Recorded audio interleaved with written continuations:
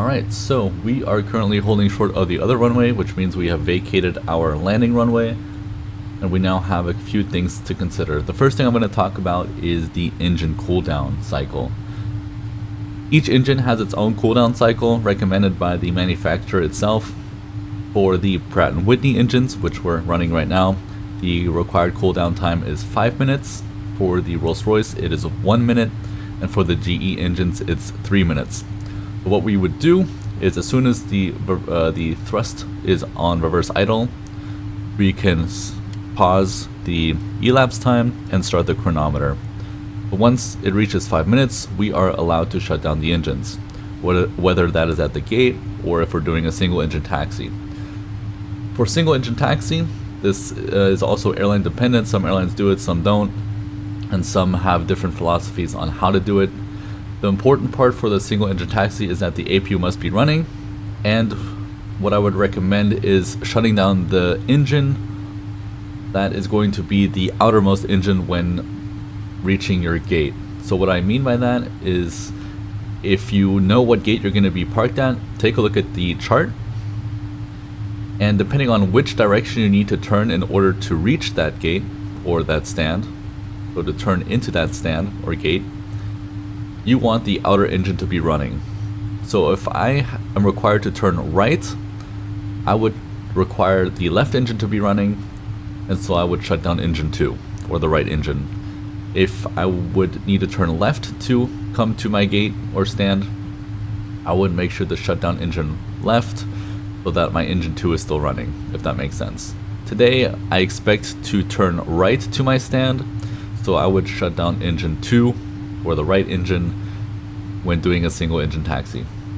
Now let's talk about what we would do when we are vacated from the runway and or have gotten our taxi clearance. So the first thing the captain would do is stow the speed brakes, so set the speed brakes to down position, and that is usually the trigger for the first officer to then do his items as well. But we're going to stick with the captain's stuff first. Weather radar, we're going to select off. We're going to, again, make sure that our timings are paused and set as required. And then if we needed to, we can also open the airport map for better guidance. For the first officer, what he would do, he would normally start the APU at this point. And what I would recommend, now if you are under time constraints or you just want to get it over with, go ahead and start the APU now.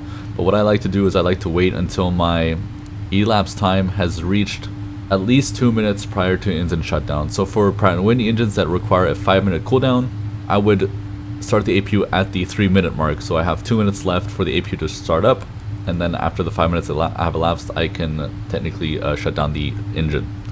But we've just reached the 3-minute mark, right? Just about now.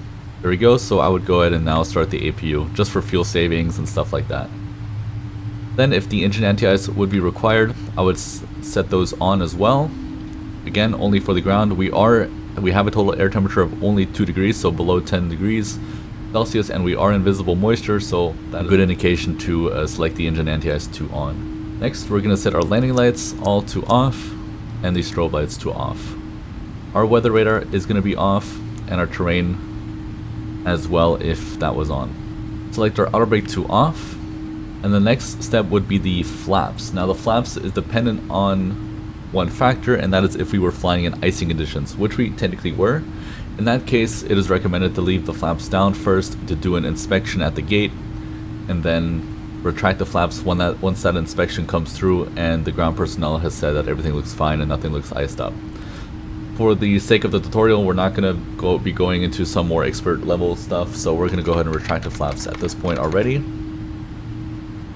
We can set our transponder as we require, so I've set it to transponder already, so we had it on TARA, and then we'll set it to exponder.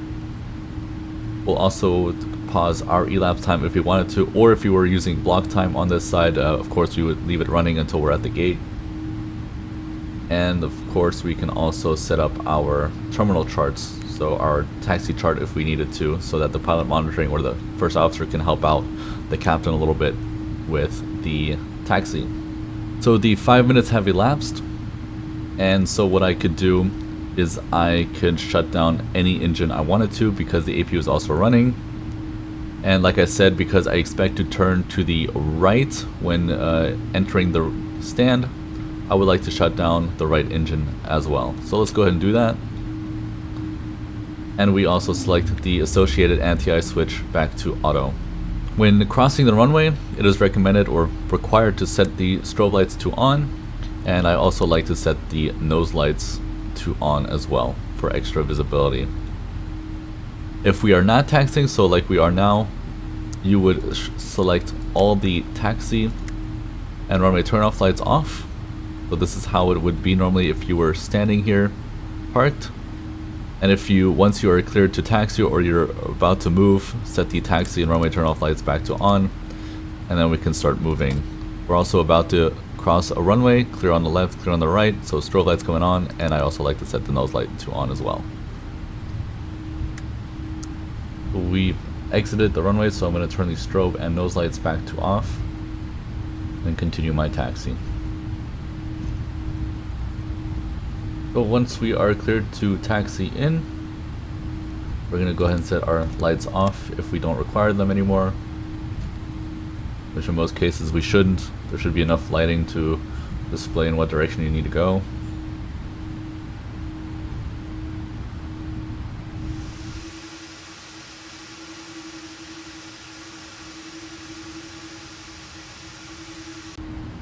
So we are parked, so we're going to go ahead and set the parking brake for the first thing.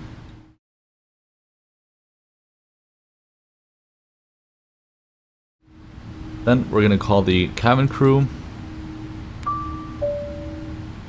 Yes. And select doors manned. All disarmed and cross-checked. Alright, before shutting down the engines, we need to verify that the APU is running. Or if APU wouldn't be running, make sure the external power is connected so that we can select primary and secondary external powers to on. Once that is checked, we'll shut down all engines. The captain will also select off his flight director and close the flight. The first officer is going to depressurize the hydraulics. So the way we depressurize is in the opposite way of how we pressurize them in the before start items. So you want to depressurize the air demand pumps first, then the left electrical pump, then the C1 and C2 electric pumps, and last is important that the right system is depressurized last. So select that to off now. Fuel pumps can all come to off. Anti-ice all back to auto. Beacon light can come off, and typically airlines wait until the doors are all in manual, and when that is the case, seatbelts can come off. Then the first officer will set his flight director off, set the transponder to standby, and he would also close his flight as well. And we can technically now do the shutdown checklist. Of course, we would also do some ground communications, letting them know they can please connect the ground power unit, all that stuff. We'll do that separately after this, just to make everything clear. So after we've done all those checks just prior, we can do the shutdown checklist. Parking brake. Set. Set. Checklist complete. Wonderful. Alright, now with the shutdown checklist complete, let's go ahead and establish ground communication. We're going to go to flight. We're going to call the ground crew.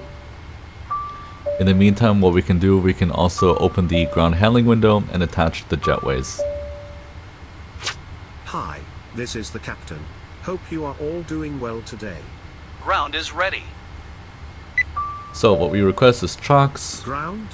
We need some equipment connected. Make your choice. Shocks. Very well, sir. Can I help you with anything else? Of Yes. course. So we'll select Can I help you with GPU1, anything else? GPU2, air Any conditioning. other requests?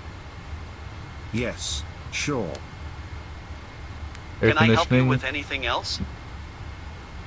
Yes, air conditioning sure. 2. Any other requests? Then we go to loading, Of course. and we select unload cargo. Please start unloading the luggage. No. If he says no, we'll go back to ground, The reason is most likely because of things like the doors and the ground equipment missing. So we'll do it in a different way. We're going to end the call now, and then go to cabin, go to purser, Sir. go to loading, and we can say unload We passengers. are ready for the passengers to deplane. Yes, sir. We are ready here as well. There we go. So to make sure that they actually unload all the services, since he didn't really want to do it, we go to airplane, go to weight and balance. We can go to the loading page, and we can select unload wherever we need to, in this case cargo. We are ready for the luggage to be unloaded. Of course, sir. And looks like passengers has not gone through We either, are so ready for the we can do the passengers to passengers. disembark. Keep your shirt on. What? So yeah, here we can also request to unload these two items. Obviously catering we don't want to unload, and fuel we're not going to unload either. So catering and passengers are now unloading. Generally speaking, during this stage where boarding is or deboarding is going on, you would do some resets. You would check that everything is in normal working condition still, and anything that wasn't working you would set up in the technical logbook. So let's go and be a good pilot. We're going to reset our timers. We're going to reset the MCP. This is not required if the airplane is going to be shut down, by the way. We are going to shut down the airplane, but I still want to showcase what a good pilot would do. So we've reset our MCP for the next crew. And then there's some other stuff we can also do. So I'm going to go ahead and reset these two items, or the ACP, except for the ground crew, because we're still going to communicate with them probably, as well as the cam crew. For the rest, I'm going to go ahead and set off. Reset the transponder back to 2000 is something you would do. And anything else that would be potentially required. Now, keep in mind we did connect the air conditioning cart. So what we need to do is we need to set the packs and the recirculation fans to off. And the external power is also available, which means we can select the external power primary to on, as well as the secondary. And once we have that, we can also power down the APU as we no longer require it.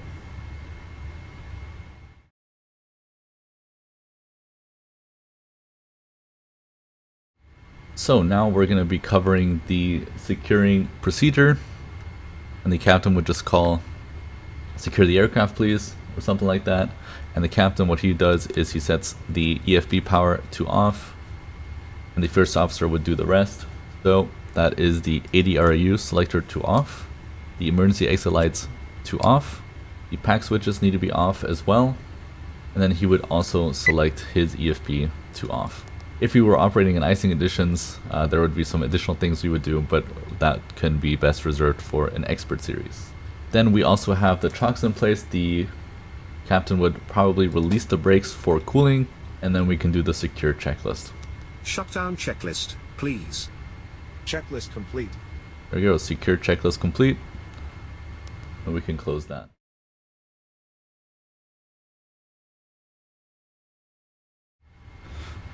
Alright, so let's go ahead and do the electrical power down supplementary procedure. Normally this is not done, it's pretty rarely done because the airplane is expected to fly the next route very soon, even though we're done here. But we're going to go ahead and showcase what we would need to check in order to do the electrical power down and how to power down the airplane completely. So first we need to make sure that the ADRU is actually selected off, the emergency lights are off, that the pack switches are selected off, and we verify that the hydraulic press system left, right, and center ICAS message is displayed. Once that is done, we want to verify that the APU is selected off, as well as the external powers. So let's go and do that. Once that is confirmed, we can select the battery to off. And that is the electrical power down supplementary procedure. So with all of that done, that concludes the entire full flight tutorial of the 777 V2. I really hope you guys learned a lot here and were able to use quite a bit of the techniques that I've discussed in your flights. We have also been monitoring, or will be monitoring, of course, feedback in case there are any other open topics that need to be discussed. Again, the other tutorial that we want to do is the icing. which can happen and is required. And the other one is whenever the features are available is the FMC data link procedures as well. So how to use the data link for the FMC. Those are the two that are definitely going to be coming in the future. And we'll see about some other things depending on what you guys are requesting. So thank you guys all for watching. I hope you enjoyed. And if you have any additional comments, questions, or concerns, feel free to let us know. Preferably over the Discord channel, where we are also pretty active. And if you have any technical issues that you need to get resolved, please select the link in the description for the ticket system that we have. So without further ado, you are now released from this type rating. You have passed, and we'll see you all in the next one. Until then, have yourselves a wonderful rest of the day, and see ya.